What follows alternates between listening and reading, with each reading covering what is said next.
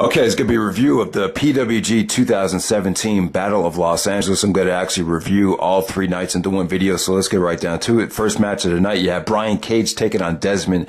Xavier, for the second year in a row, Brian Cage is in the first match of the first night, and he loses once again. Cage seems kind of out of place in PWG, but I think that makes him look different. But, you're not really seeing any progression from him, though. Probably one of the weakest matches of the tournament here. Desmond Xavier is actually a light-skinned black dude, very toned, very athletic, busted out the high Sasuke special in this tournament. So it definitely has a lot of creative moves from a acrobatic standpoint. But so Desmond Xavier goes over. Next match of the night, you had the villain, Marty Scurll. This was actually last year's Bola winner, taking on Flash Morgan Webster. First time seeing Morgan Webster, very pale looking, kind of has a throwback look. Looks like he would fit in well in Chikara, to be honest with you. Yeah, I mean, there was a tease at the beginning with, them teasing Marty getting, pinned right away. But, Marty actually I think he got his foot on the rope. But, a lot of trash talking from Marty in this tournament. There was a lot of headbutts from Morgan Webster. A lot of vicious headbutts here. Average match. Marty actually goes over. Next match of the night, you had Rey Fenix taking on Rey Horous. This is a lucha style match. Both guys had lucha type, I assume both guys competed in Lucha Underground. Phoenix just had a great tournament here. Busted out a lot of great things. There was a Shiri no Ii off the top rope. There was, just really good. At times, this match had moments of greatness as far as high flying goes, but it wasn't like groundbreaking stuff. It's really tough. We've been seeing, Rey, it's been 22 years since Rey Mysterio debuted in ECW, so a lot of the moves, we've seen a million times before. But Phoenix goes over Horous here, and definitely one of the brighter spots on night one, I would say. So next up, you get the Chosen Bros taking on the Monstars. This is just an attraction match. You had Jeff Cobb and Matthew Riddle taking on Donovan, Dijak, and Keith Lee. The commentary was funny here. If for those that don't know, the Monstars are actually in the movie called Space Jam with Michael Jordan. It was basically a cartoon movie. So they were kind of making basketball analogies throughout the whole match. So I found that entertaining. But kind of a clunky match. Not really as serious as you would have liked here. Definitely a lot of fooling around. I just remember the finish came off great. You had Cobb doing like a razor's edge, and then Riddle actually hit the bro. Actually, he calls it the bro to sleep because, Matt Riddle likes to say bro a lot. So, yeah, that was an awesome finish right there. But, a pretty average attraction tag team match. Next up, you have Penta El Zero M taking on, Reborn Matt Sydal. Sydal actually goes down here, loses to Penta El Zero, and brutal match right here. Brutal match. Sydal, I thought he looked great. He busted out a lot of great things. There was a lot of hard-hitting action here, a lot of, deadly moves, package pile drivers, Hurricane Ranas off the top rope, just everything you could think of. It was, probably one of the most underrated matches of the tournament right here. So Penta El Zero goes over Matt Sydal, a very, very hard-hitting match. So next up, we had Jonah Rock taking on Zack Sabre Jr. Really, with this tournament right here, I have to say I was disappointed with the way Zack was booked. Now Zack actually got a lot of, it seems like the fan base is kind of tired of him. He was acting really cocky here. Really doing a lot of mocking his opponents during this tournament. The Jonah Rock matchup, wasn't a big fan of it. Jonah Rock's like 300 pounds, not in very good shape. There's probably mixed opinions on him. I'm sure some of you guys might find him impressive for his size. I don't know. I just couldn't get into this. I just wanted Zack to, I would have liked to have seen Zack face someone a little bit more athletic that could keep up with him. It was what it was. The finish was pretty brutal, though. I believe he was trying to power bomb Zack or get Zack up for a power move, but Zack actually hooked onto his arm and put him in an armbar submission. Looked like it was going to break his arm, and so Zack makes Jonah Rock submit there. And the main event of night one, we have Flamita taking on Ricochet. Once again, another Lucha Underground type. I think there was a little bit too many Lucha guys that kind of look the same in this tournament, but don't want to take anything away from them. I thought all the Lucha guys actually look good here. Ricochet and Flamita.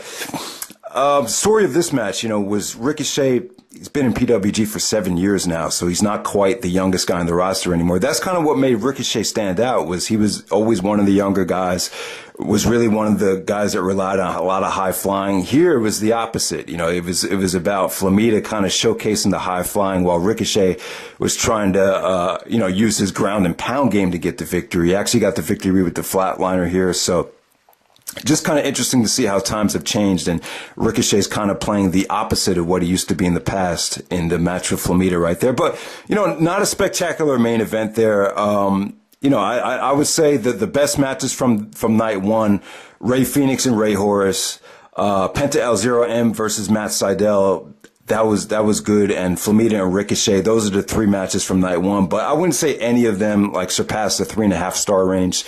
So definitely, you had some good matches on this show, but nothing must see and nothing great. So let's move on to stage two. Stage two, first match of the night, you had Donovan Dijak going over Trevor Lee. So it seems like PWG kind of got their fill of Trevor Lee. He was in the Bola finals last year. He's, he's wrestling for, I believe TNA Impact or Global Force Impact, whatever they're calling it now. And, Donovan Dijak had a great showing here. Just a really, really good showing. Good match right here. Donovan Dijak looked dominant. And then we move on from there. Next up, you have Sammy Guevara taking on Bad Boy Joey Janela. Kind of mixed feelings on this match right here. I would say that Joey Janela, or what's his name? Not Joey Janela. Sammy Guevara kind of stole the show of this tournament as far as someone that you just didn't know that busted out, a lot of crazy moves. He did shooting star presses. He did, corkscrews off the announce tables. There was a Death Valley driver with the referee actually let them use a chair here. So you had the Death Valley driver into the chair and Death Valley drivers into the turnbuckles.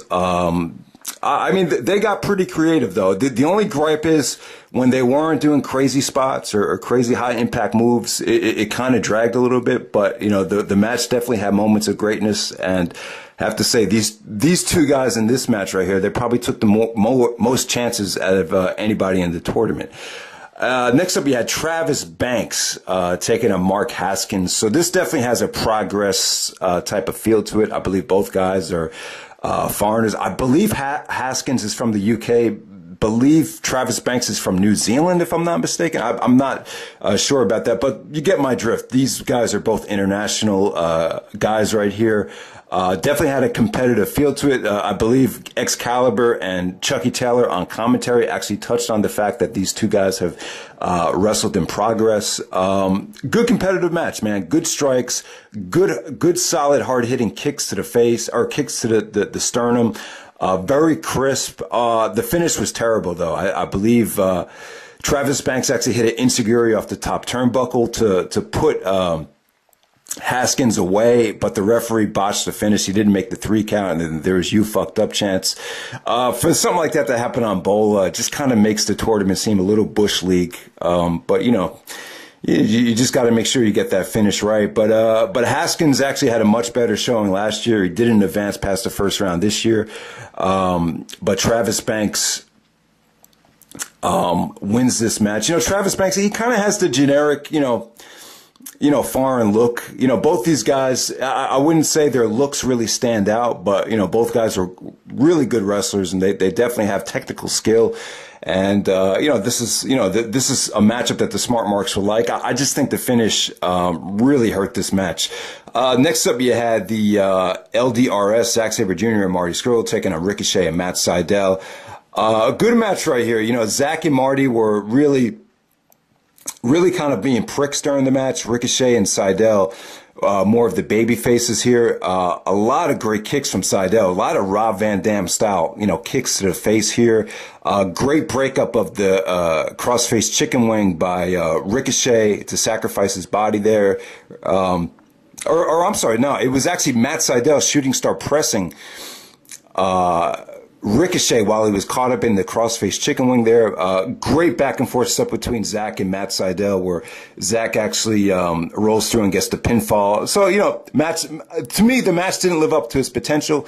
I think if they took it more serious and had more time, it could have been like a match of the year style candidate. But the match was more of a fun comedy match, and then it got serious at the end. And like I said, a lot of heel work between Zack and Marty as far as just trash talking goes. But yeah, good stuff, but not living up to its potential, I would say. Next match, you had Sammy Callihan versus Jeff Cobb. Kind of a dull matchup here. Callihan kind of had a weird attire there in this tournament. Really wasn't dressed to wrestle here.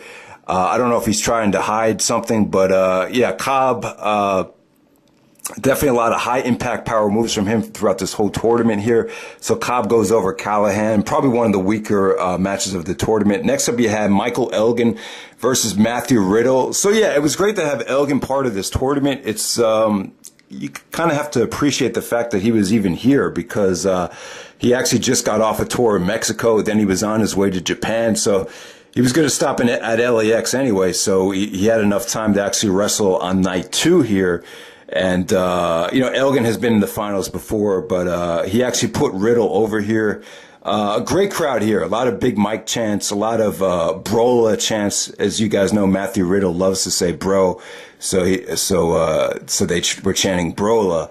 So that was pretty cool. Elgin, beautiful, Falcon's arrow off the top rope with Riddle no-selling it. I thought that was really cool. Riddle hits his pile driver. Basically, Riddle's finisher, he looks like he's going to go for a pile driver, and then he body slams him from a pile driver position.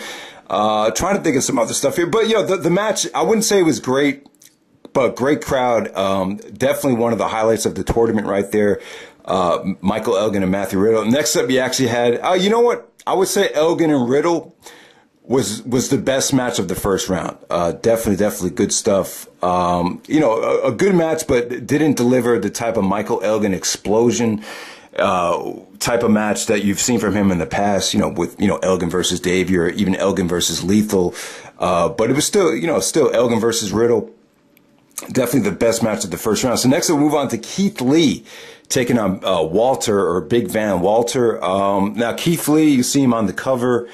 Really kind of a bigger version of Willie Mack. A lot of charisma, really just a lot of skill. Could really do a lot of amazing things for his size. He's made a name for himself. You've heard a lot about him. I think he had some really good matches in Evolve over the last year, and really over as well. He has this bask in his glory chant. The fans, he was probably the most over guy of the tournament. But he faces Walter here, Big Van Walter. Now, Walter, actually, I think he's from Germany. He was in the WXW 16 karat gold tournament. I've seen the tournament from 2011. I actually think he won that tournament in 2010. They talked about it here. But a big man match here. If you like big men, you find this match very enjoyable. Some of the smart marks actually like watching big men. There's a big following with, seeing a Morishima match, or even in Japan, the Akiyama versus Morishima, those type of matches. But, there's other people that will find this match kind of slow as shit. The match got a little bit too much time considering these are big men, but it definitely had moments of greatness, though. You definitely saw some high impact power moves with big men just trying to chop each other's heads off here. So Keith Lee goes over. Wouldn't say it was a spectacular match, but it definitely had its moments.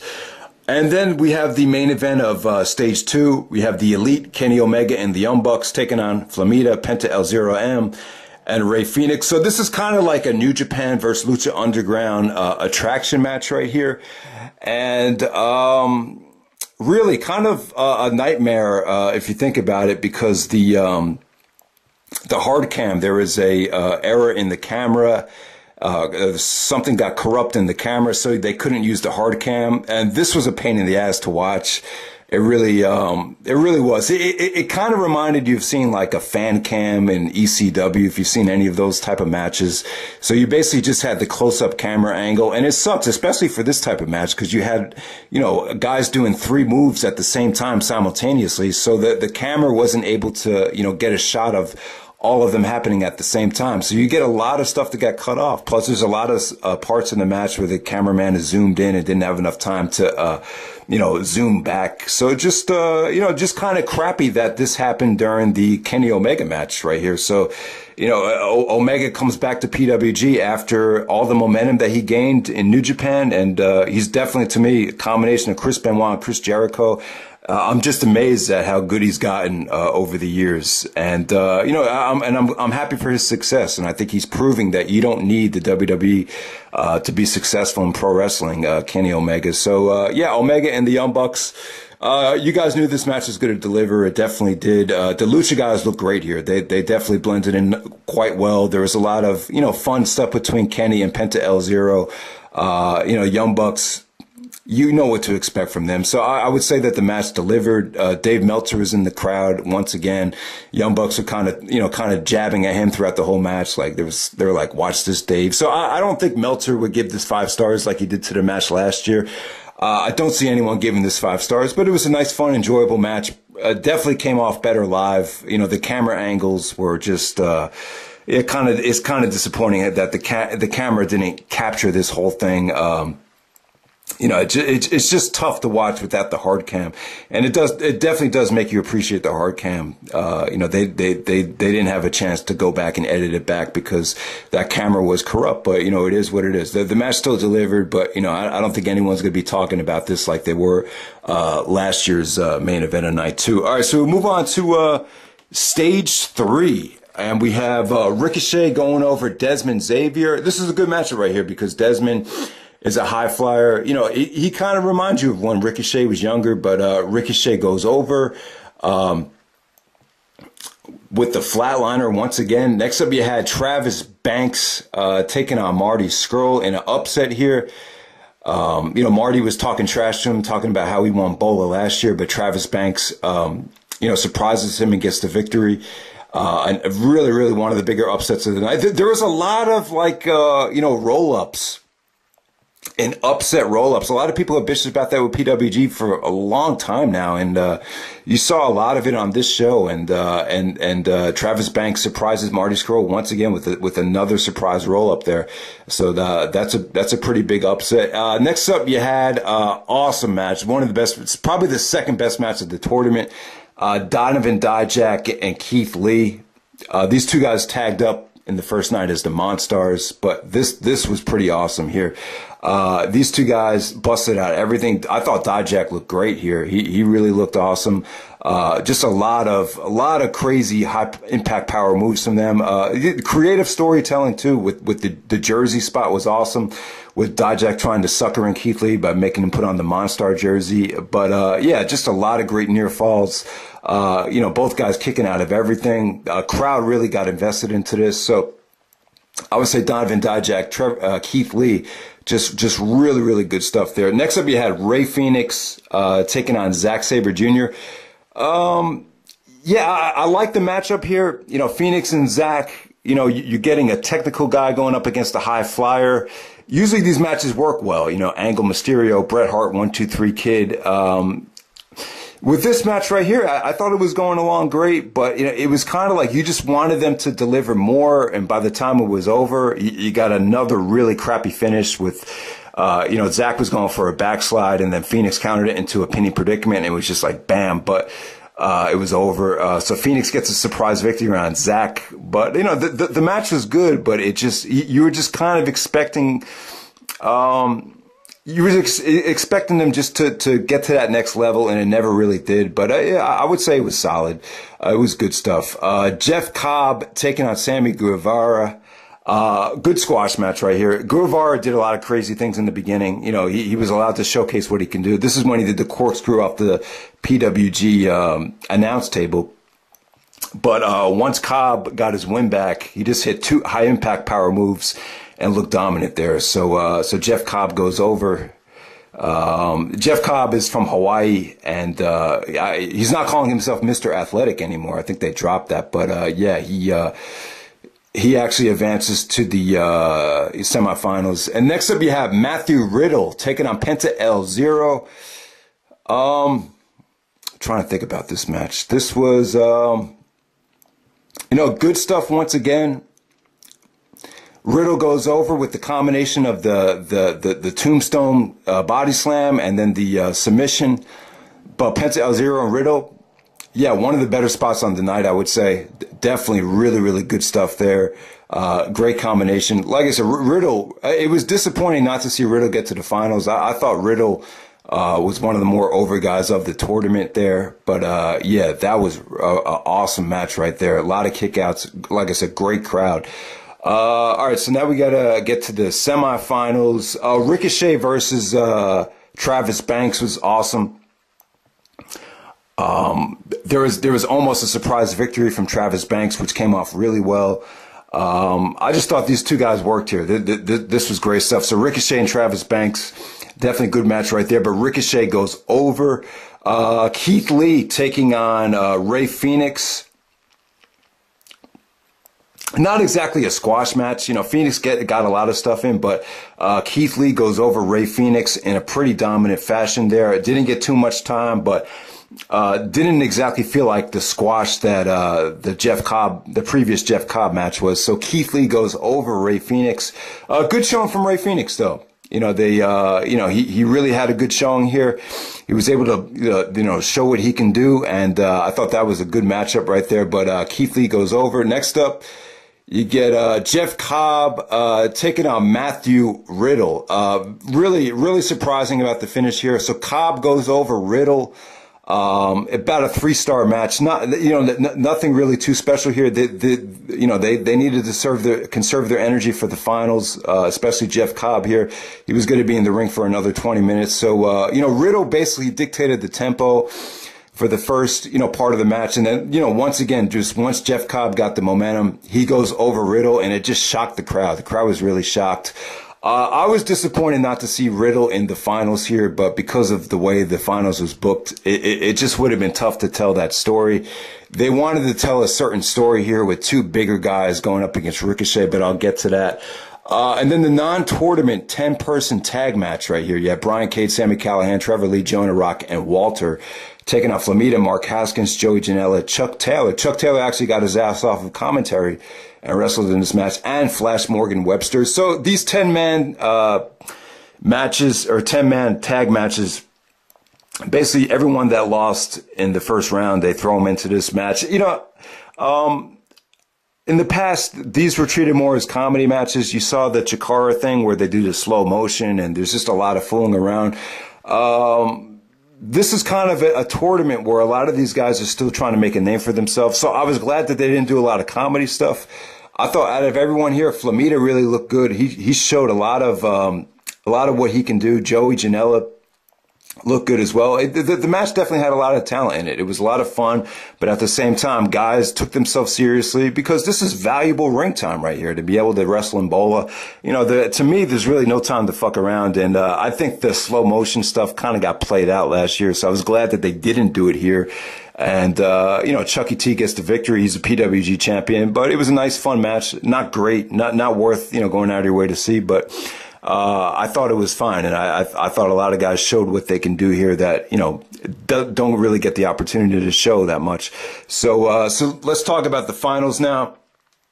So we have another 3-way here. They've been doing 3-ways for 4 years now.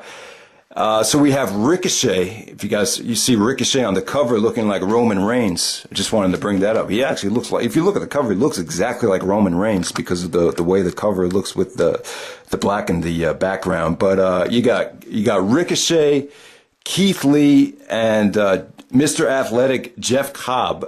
So this is an interesting finals right here. So you got two really bigger dudes in Keith Lee and Jeff Cobb going up against Ricochet. At times this really felt like a handicap match. I would say this about the finals. The finals is the best thing on the tournament right here. Kind of like the opposite of last year. Last year, I thought you had a great tournament, but kind of a disappointing finals. Here, I thought the tournament was kind of lukewarm, and I thought the finals was really good. I would say this is probably one of the top 5 to maybe top 7 Bola finals that we've had so far. It's a great performance by Ricochet. It might be the best performance in a finals of anybody. And I'm just talking about Ricochet there. He wrestled, he worked his ass off. Let's be clear about that. They tried to tell a nice story with Ricochet trying to counter 2 bigger guys that are pretty much, twice his size. And it wasn't just spots though. Ricochet did hit a lot of, crazy spots. He was doing 680s. He was doing, topes off the top turnbuckle to both guys, hurricanranas off the top rope to both guys. But at the same time, he was showing incredible feats of strength, basically, picking up Keith Lee and body slamming him and, T-bone suplexing Jeff Cobb. I mean, Ricochet really busted his ass hard here. But got about 20 minutes. Great stuff. Keith Lee was probably the most over guy in the match. You could tell the fans wanted him to win. But surprisingly, Ricochet becomes the first ever 2-time Bola winner here, and really shocked the shit out of me. Wasn't a big fan of the finish. Basically, Keith Lee hits his finisher on Jeff Cobb, and then straight after the Cobb gets eliminated, Ricochet springboards off the top rope, and then Keith Lee looks like he's going to go and hit his finisher on Ricochet, and then Ricochet counters Keith Lee's finisher into a small package and gets the victory. So you had, once again, another small package, another roll-up surprise victory there. So I wasn't a big fan of the finish. I would have liked to seen Ricochet and Keith Lee go at it another 5 minutes just back and forth. But, they booked it the way they wanted to book it. The match was, 20 minutes as it was, so I understand it. Keith Lee is carrying a lot of weight. But he's good, though. He's kind of like a, bigger version of Willie Mack. Bigger, maybe a little bit more charisma, just as athletic, just as, he's really made a nice name for himself. But Ricochet goes over, 2-time Bola winner, the first time they've ever done it. Kind of mixed feelings on it right here. I think with Ricochet winning, I think it was cool to do something out of the box, kind of unpredictable. I just didn't expect someone that won Bola already to win it again. And with Ricochet, they should be happy to have him. You look at all these guys going to the WWE. I mean, there's guys going to the WWE that I didn't even realize were even there, like Jimmy Jacobs. I didn't even know Jimmy Jacobs was in the WWE, and I'd heard he just got fired. So you get my point. There's guys going to the WWE that just aren't even on Ricochet's level. So a place like PWG, who's clearly rebuilding right now, should be happy to have him, still wrestling for them. So took advantage of it and, made him the first ever 2-time Bola winner. And hopefully Ricochet, we'll see him on the indies, just like Kenny Omega. I think Ricochet is another guy that can make more money not being in the WWE and just wrestling around the world. I definitely think that's the case, and I think the cruiserweight division is going to scare a lot of guys away from signing with the WWE. But the other side to it is, it kind of shows you how depleted the indies are right now, that you kind of have to have someone that's already made a name for himself win Bola. This is something Gabe Sapolsky was always against, giving guys the Ring of Honor World title, 2 times, or making someone the winner 2 times, because, like Austin Aries, for example, when Austin Aries won the title 2 times, Gabe was like, I don't get it. Austin Aries is already there. This is an opportunity to make another star. So it would have been nice to have made, Keith Lee the winner of Bola, but, I think it was kind of, a little bit of outside the box thinking. And, there was a great promo too. Chucky T is the PWG champion right now. So you had a promo with no mic, and the crowd was just, it felt like the crowd was part of the promo too. It was just Ricochet and Chucky just talking to each other, and the whole crowd was just listening, and they could hear everything they said without even using a mic. So I thought that was a really cool promo to end the show. But yeah, man, I would say that Bola as a whole this year, I would say it wasn't spectacular. I would say the tournament as a whole, this might have been one of the weakest ones in quite some time. It definitely had its moments though.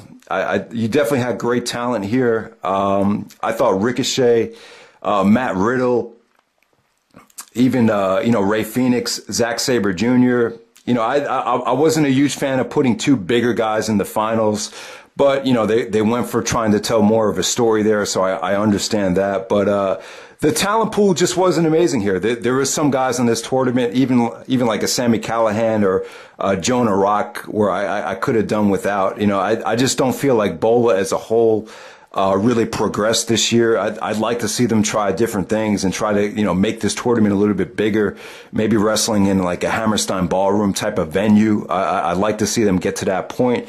But there's other people that are just going to say that Bola's, fine the way it is. But, I just thought there was a lot of, and once again, just a lot of crappy stuff that happened with the camera going down and the finishes, a lot of the finishes were somewhat crappy here. So 2017 Bola, not one of the best Bolas, but, I would say that the main event in the finals was one of the few Bolas which had a great finals here, because a lot of times you've had really, really disappointing finals, and that wasn't the case with this Bola. This Bola's finals with Ricochet winning was pretty tremendous, and I would say Ricochet's performance was possibly the best performance in any Bola finals ever. So that's pretty cool when you think about it. All right, guys, hope you enjoyed the review. I had a tough time here because, I feel really disconnected with the indies right now, but that's what happens when you don't watch any indie wrestling for a whole year. But it is what it is. Hope you guys enjoyed the review, and take care.